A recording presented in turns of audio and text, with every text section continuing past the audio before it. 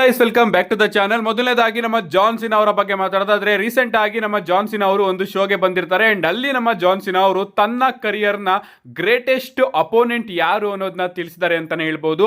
ನಮ್ಮ John Cena ಅವರ ಪ್ರಕಾರ ಜಾನ್ ಸಿನಾ ಅವರ ಕರಿಯರ್ ಅಲ್ಲಿ ಶಾನ್ ಮೈಕಲ್ಸ್ ಹಾಗೆ ಸೆತ್ ಫ್ರೀಕಿನ್ ರಾಲೆನ್ಸ್ ಅವರು ಅವರ ಗ್ರೇಟೆಸ್ಟ್ ಅಪೋನೆಂಟ್ ಅಂತೆ. ಸೊ ಸಿಕ್ಕಾಪಟ್ಟೆ ಇಷ್ಟ ಅಂತೆ ಇವರಿಬ್ಬರ ಜೊತೆ ಜಾನ್ ಸಿನಾ ಅವರಿಗೆ ಮ್ಯಾಚ್ ಆಡೋದಕ್ಕೆ. ಸೊ ಸೆತ್ ರಾಲೆನ್ಸ್ ಹಾಗೆ ಶಾನ್ ಮೈಕಲ್ಸ್ ಅವ್ರನ್ನ ಗ್ರೇಟೆಸ್ಟ್ ಅಪೋನೆಂಟ್ ಅವರ ಲಿಸ್ಟ್ ಅಲ್ಲಿ ನಮ್ಮ ಜಾನ್ ಸಿನಾ ಅವರು ಟಾಪ್ ಅಲ್ಲಿ ರ್ಯಾಂಕ್ ಮಾಡಿದ್ದಾರೆ. ಇಷ್ಟೇ ಅಲ್ಲ, ಡಬ್ಲ್ಯೂ ಅವರು ಆ ಒಂದು ಸಾಟರ್ಡೆ ನೈಟ್ ಮೈನ್ ಇವೆಂಟ್ ಗೆ ಒಬಾಫೆಮಿ ಹಾಗೆ ಕೋಡಿ ರೋಡ್ಸ್ ಅವರ ನಡುವೆ ಒಂದು ಸಿಂಗಲ್ಸ್ ಮ್ಯಾಚ್ ನು ಕೂಡ ಅಫಿಷಿಯಲ್ ಆಗಿ ಕನ್ಫರ್ಮ್ ಮಾಡಿದ್ದಾರೆ. NXT ಅಲ್ಲಿ ನಮಗೆ ಒಬಾಫೆಮಿ ಹಾಗೆ ರಿಕ್ಕಿ ಸ್ಟೈನ್ ಅವರ ನಡುವೆ ಒಂದು ಸಿಂಗಲ್ಸ್ ಮ್ಯಾಚ್ ನೋಡೋದಕ್ಕೆ ಸಿಗುತ್ತೆ. ಆ ಒಂದು ಮ್ಯಾಚ್ ಅಲ್ಲಿ ನಮ್ಮ ಒಬಾಫೆಮಿ ಅವರು ವಿನ್ ಆಗ್ತಾರೆ ಅಂತಾನೆ ಹೇಳ್ಬಹುದು. ಅಂಡ್ ಈಗ ಒಬಾಫೆಮಿ ಹಾಗೆ ಕೋಡಿ ರೋಡ್ಸ್ ಅವರ ನಡುವೆ ಸಾಟರ್ಡೆ ನೈಟ್ ಮೈನ್ ಇವೆಂಟ್ ಅಲ್ಲಿ ನಮಗೆ ಮ್ಯಾಚ್ ನೋಡೋದಕ್ಕೆ ಸಿಗ್ತಾ ಇದೆ. ಲಿಟರಲಿ ಎಕ್ಸೈಟಿಂಗ್ ಆಗಿದ್ದೀನಿ ಈ ಒಂದು ಮ್ಯಾಚ್ ನ ನೋಡೋದಕ್ಕೆ. ಯಾಕಂದ್ರೆ ಒಂದು ಕಡೆ ದ ಗ್ರೇಟ್ ಒಬಾಫೆಮಿ, ಇನ್ನೊಂದು ಕಡೆ ನಮ್ಮ ಕೋಡಿ ರೋಡ್ಸ್. ನೋಡಬೇಕು ಈ ಒಂದು ಮ್ಯಾಚ್ ಅಲ್ಲಿ ನಮ್ಮ ಟ್ರಿಪಲ್ ಎಚ್ ಅವರು ಯಾರನ್ನ ಗೆಲ್ಲಿಸ್ತಾರೆ ಅಂತ.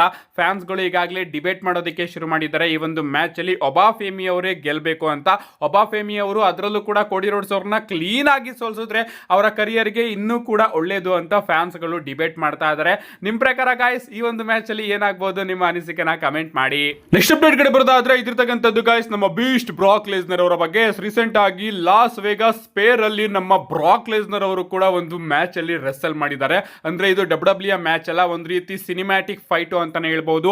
ಅಂಡ್ ಇಲ್ಲಿ ನೀವು ನೋಡ್ತಾ ಇರಬಹುದು ಬ್ರಾಕ್ ಲೆಸ್ನರ್ ಅವ್ರನ್ನ ಯಾವ ರೀತಿ ಕಾಣಿಸ್ತಾ ಇದ್ದಾರೆ ಅಂತ. ಅಂಡ್ ಈ ಒಂದು ಮ್ಯಾಚ್ ಅಲ್ಲೂ ಕೂಡ ನಮ್ಮ ಬ್ರಾಕ್ ಲೆಸ್ನರ್ ಅವರೇ ಗೆಲ್ತಾರೆ ಅಂತಾನೆ ಹೇಳ್ಬಹುದು. ನಾನಂತೂ ಈ ರೀತಿ ಅನ್ಕೊಂಡಿರ್ಲಿಲ್ಲ ನಮ್ಮ ಬ್ರಾಕ್ ಲೆಸ್ನರ್ ಅವ್ರನ್ನ. ಬ್ರಾಕ್ ಲೆಸ್ನರ್ ಅವರು ಇಲ್ಲೆಲ್ಲ ಬರೋದಕ್ಕೆ ಇಷ್ಟಪಡ್ತಾರೆ ಅಂತಾನು ಕೂಡ ನಾನು ಅನ್ಕೊಂಡಿರ್ಲಿಲ್ಲ. ಅವರು ಡಬ್ಲ್ಯೂ ನ ಮುಗಿಸ್ಕೊಂಡು ತನ್ನ ತೋಟದ ಕೆಲಸಕ್ಕೆ ಹೋಗ್ತಾರೆ ಅಂತ ಅನ್ಕೊಂಡಿದ್ದೆ. ಬಟ್ ನಮ್ಮ ಬ್ರಾಕ್ ಲೆಸ್ನರ್ ಅವರು ಕೂಡ ಮೀಡಿಯಾ ಅಟ್ರಾಕ್ಷನ್, ಸೊ ಅದಕ್ಕೋಸ್ಕರ ಇದಕ್ಕೆಲ್ಲ ಹೋಗ್ತಾ ಇದ್ದಾರೆ ಅಂತ ಅನ್ಕೋತೀನಿ. ಏನೇ ಆಗ್ಲಿ ಈ ರೀತಿ ನಮ್ಮ ಬ್ರಾಕ್ ಲೆಸ್ನರ್ ಅವ್ರನ್ನ ನೋಡಿ ನನಗಂತೂ ಸಿಕ್ಕಾಪಟ್ಟೆ ಶಾಕ್ ಆಯ್ತು. ನಮ್ಮ ನೆಕ್ಸ್ಟ್ ಅಪ್ಡೇಟ್ ಕಡೆ ಬರೋದಾದ್ರೆ ಇದಿರ್ತಕ್ಕಂಥದ್ದು the great one John Cena ಅವರ ಬಗ್ಗೆನೇ.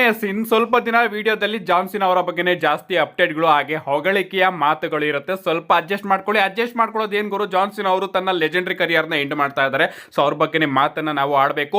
2025ರಲ್ಲಿ ನಮ್ಮ ಜಾನ್ ಸಿನಾ ಅವರು ಟೋಟಲ್ ಆಗಿ ಯಾವ ಮ್ಯಾಚ್ ಅಲ್ಲಿ ಯಾರ್ಯಾರನ್ನ ಫೇಸ್ ಮಾಡಿದ್ರು ಅಂತ ಸ್ವಲ್ಪ ಹಂಗೆ ಮೆಲ್ಕಾಕೊಂಡು ಬರೋದಾದ್ರೆ 2025ರ ಪ್ರಾರಂಭದಲ್ಲಿ ರಾಯಲ್ ರಂಬಲ್ ಮ್ಯಾಚ್ ಅಲ್ಲಿ ನೋಡೋದಕ್ಕೆ ಸಿಕ್ಕಿದ್ರು. ಅದಾದ್ಮೇಲೆ ಎಲಿಮಿನೇಷನ್ ಚೇಂಬರ್ ಮ್ಯಾಚ್ ಅಲ್ಲಿ ನೋಡೋದಕ್ಕೆ ಸಿಕ್ಕಿದ್ರು. Greatest elimination chamber premium live event ಆಗೋಯ್ತು ಆ ಒಂದು ಲೈವ್ ಇವೆಂಟ್ ಅಂತೂ. ಅದಾದ್ಮೇಲೆ ರಸಲ್ ಮೇನಿಯಾದಲ್ಲಿ ಕೋಡಿ ರೋಡ್ಸ್ ಅವ್ರನ್ನ ಫೇಸ್ ಮಾಡ್ತಾರೆ. ಬ್ಯಾಕ್ ಕ್ಲಾಶ್ ಅಲ್ಲಿ ರ್ಯಾಂಡಿ ಆರ್ಟನ್ ಅವ್ರನ್ನ ಫೇಸ್ ಮಾಡ್ತಾರೆ. SNME ಅಲ್ಲಿ ಆರ್ಟ್ರೂತ್ ಅವ್ರನ್ನ ಫೇಸ್ ಮಾಡ್ತಾರೆ. ಅದಾದ್ಮೇಲೆ ಲೋಗನ್ ಪೋಲ್ ಅವರ ಜೊತೆ ಟ್ಯಾಗ್ ಟೀಮ್ ಆಗಿ ಕೋಡಿ ರೋಡ್ಸ್ ಹಾಗೆ ಜೇ ಊಸೋ ಅವ್ರನ್ನ ಮನಿ ಇನ್ ದ ಬ್ಯಾಂಕ್ ಅಲ್ಲಿ ಫೇಸ್ ಮಾಡ್ತಾರೆ. ಅದಾದ್ಮೇಲೆ ಆರ್ಟ್ರೂತ್ ಅವರ ಜೊತೆ ಸ್ಮ್ಯಾಕ್ ಡೌನ್ ಅಲ್ಲೂ ಕೂಡ ಒಂದು ಮ್ಯಾಚ್ ಅಲ್ಲಿ ಕಂಪೀಟ್ ಮಾಡ್ತಾರೆ. CM ಪಂಕ್ ಅವ್ರನ್ನ ನೈಟ್ ಆಫ್ ಚಾಂಪಿಯನ್ಸ್ ಅಲ್ಲಿ ಫೇಸ್ ಮಾಡ್ತಾರೆ.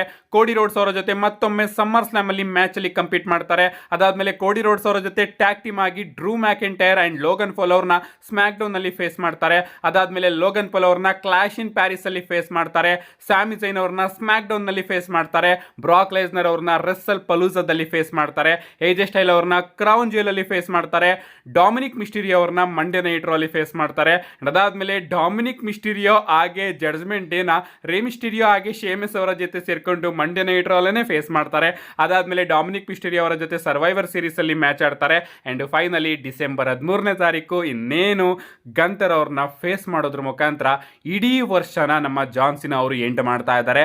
ಇಡೀ ವರ್ಷ ಅಲ್ಲ, ತನ್ನ ಎಂಟೈರ್ ಡಬ್ಲ್ಯೂ ಕರಿಯರ್ನೇ ನಮ್ಮ ಜಾನ್ ಸಿನಾ ಅವರು ಎಂಡ್ ಮಾಡ್ತಾ ಇದ್ದಾರೆ. ಸೊ ಅದಕ್ಕೋಸ್ಕರ ನಾನು ಕೂಡ ಒಂದನ್ನ ಪ್ಲಾನ್ ಮಾಡಿದ್ದೀನಿ. ಆ ಪ್ಲಾನ್ ಏನು ಅನ್ನೋದು ನಾನು ನೆಕ್ಸ್ಟ್ ವಿಡಿಯೋದಲ್ಲಿ ತಿಳಿಸ್ಕೊಡ್ತೀನಿ.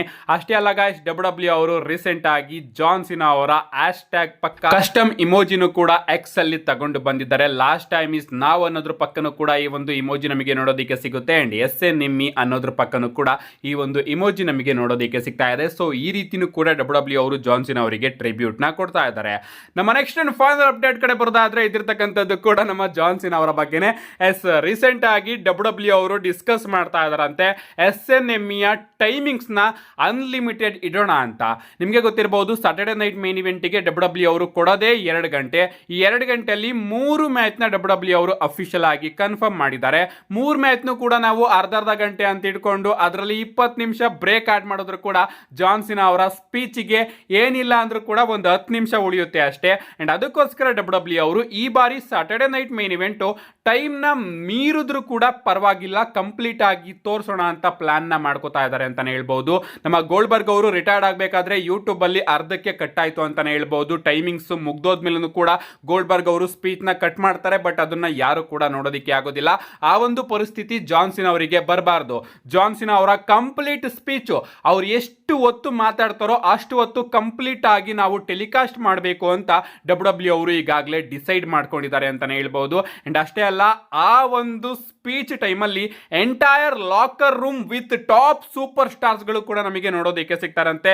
ಸೆತ್ ರೋಲೆನ್ಸ್, ರೋಮನ್ ರೈನ್ಸ್ ಇವರು ಕೂಡ ನಮಗೆ ಆ ಒಂದು ಸ್ಪೀಚ್ ಟೈಮಲ್ಲಿ ಎಂಟ್ರೆನ್ಸ್ ಅಲ್ಲಿ ನಿಲ್ಲೋದು ನೋಡೋದಕ್ಕೆ ಸಿಗುತ್ತೆ ಅಂತಾನೆ ಹೇಳ್ಬೋದು. ಎಲ್ಲರೂ ಕೂಡ ಕ್ಯಾರೆಕ್ಟರ್ ಬ್ರೇಕ್ ಮಾಡ್ತಾರೆ. ಲೆಜೆಂಡ್ಸ್ ಗಳ ಇನ್ವಾಲ್ವ್ಮೆಂಟ್ ನಮಗೆ ನೋಡೋದಕ್ಕೆ ಸಿಗುತ್ತೆ. Randy Orton, Roman Reigns, Cody Rhodes, Ric Flair ಇವರೆಲ್ಲರೂ ಕೂಡ ನೋಡೋದಕ್ಕೆ ಸಿಗ್ತಾರೆ, ಇನ್ಕ್ಲೂಡಿಂಗ್ ಅಂಡರ್ಟೇಕರ್, ಶಾನ್ ಮೈಕಲ್ಸ್. ಎಲ್ಲಾ ಲೆಜೆಂಡ್ಸ್ ಗಳು ಕೂಡ ಬಂದು ಜಾನ್ ಸಿನಾ ಅವರಿಗೆ ಫೇರ್ವೆಲ್ ನ ಅರ್ಪಿಸ್ತಾರೆ ಅಂತಾನೆ ಹೇಳ್ಬೋದು. ಅಂಡ್ ಅದೆಲ್ಲ ಮುಗಿದ್ಮೇಲೆ ಡಬ್ಲ್ಯೂ ಅವರು ಏನಾದರೂ ಎಕ್ಸ್ಟ್ರಾರ್ಡಿನರಿ ಆಗಿ ಶಾಕ್ ಕೊಡಬೇಕು ಅಂತ ಅನ್ಕೊಂಡ್ರೆ ಈ ಒಂದು ಫೋಟೋದಲ್ಲಿ ನೋಡೋ ರೀತಿ ನಮ್ಗೆಲ್ಲರಿಗೂ ಕೂಡ ಕಾಣಿಸ್ಬೋದು. ನೀವು ಇಲ್ಲಿ ನೋಡ್ತಾ ಇರ್ಬೋದು, ಜಾನ್ ಸಿನಾ ಅವರು ಸಾಟರ್ಡೆ ನೈಟ್ ಮೇನ್ ಇವೆಂಟ್ ಅಲ್ಲಿ ಲಾಸ್ಟ್ ಮ್ಯಾಚ್ ಅಲ್ಲಿ ಕಂಪೀಟ್ ಮಾಡಿ ಆದ್ಮೇಲೆ ಫೇರ್ವೆಲ್ ಸ್ಪೀಚ್ ಎಲ್ಲ ಕೊಟ್ಟಾದ್ಮೇಲೆ ನಮ್ಮ ರಾಕ್ ಅವರು ಬರ್ಬೋದು. ರಾಕ್ ಅವರು ಬಂದು, ಜಾನ್ ಸಿನಾ ನೀನು ರಿಟೈರ್ಡ್ ಆಗೋದಕ್ಕೆ ಸಾಧ್ಯ ಇಲ್ಲ, ಯಾಕಂದ್ರೆ ನಿನ್ನ ಸೋಲ್ನ, ನಿನ್ನ ಆತ್ಮನ ನೀನು ನನಗೆ ಕೊಟ್ಟಿದೀಯಾ ಅಂತ ನಮ್ಮ ಜಾನ್ ಸಿನಾ ಅವರಿಗೆ ಹೇಳ್ಬೋದು. ಅಫ್ಕೋರ್ಸ್ ಈ ರೀತಿ ಆದ್ರೆ ಚೆನ್ನಾಗಿರುತ್ತೆ, ಬಟ್ ಆಗೋದಿಲ್ಲ, ಅದು ಎಲ್ಲರಿಗೂ ಕೂಡ ಗೊತ್ತು. ಯಾಕಂದ್ರೆ ಎಲಿಮಿನೇಷನ್ ಚೇಂಬರ್ ಅಲ್ಲಿ ಜಾನ್ ಸಿನಾ ಹಾಗೆ ರಾಕ್ ಅವರ ಅಲಯನ್ಸ್ ಆದಾಗ ನಾವು ಎಲ್ಲ ಎಕ್ಸ್ಪೆಕ್ಟೇಷನ್ಸ್ಗಳನ್ನ ಕೂಡ ಇಟ್ಕೊಂಡು ಕಾಯ್ತಾ ಇದ್ವಿ. ಬಟ್ ಡಬ್ಲ್ಯೂ ಅವರು ಆಗ್ಲೇ ಏನು ಕೂಡ ತೋರಿಸ್ತಿಲ್ಲ, ಇನ್ನು ಈಗ ತೋರಿಸ್ತಾರ. ಏನೇ ಆಗಲಿ ಗೈಸ್, ಸಿಕ್ಕಾಪಟ್ಟೆ ಬೇಜಾರಾಯಿತು ಜಾನ್ ಸಿನಾ ಹಾಗೆ ರಾಕ್ ಅವ್ರನ್ನ ನಾವು ಜೊತೆಗೆ ನೋಡೋದಕ್ಕೆ ಆಗಲಿಲ್ಲ ಅಂತ. ಒಟ್ಟಿನಲ್ಲಿ ಡಿಸೆಂಬರ್ 13ನೇ ತಾರೀಕು ಸಾಟರ್ಡೆ ನೈಟ್ ಮೇನ್ ಇವೆಂಟು ಏನಾಗುತ್ತೆ ನೋಡೋಣ. ಯಾವ ರೀತಿ ಡಬ್ಲ್ಯೂ ಅವರು ಜಾನ್ ಸಿನಾ ಅವರಿಗೆ ಫೇರ್ವೆಲ್ನ ಕೊಡ್ತಾರೆ ಅಂತ ನೋಡೋದಕ್ಕೆ ನಾನಂತೂ ಸಿಕ್ಕಾಪಟ್ಟೆ ಕಾಯ್ತಾ ಇದ್ದೀನಿ. See you guys in my next video.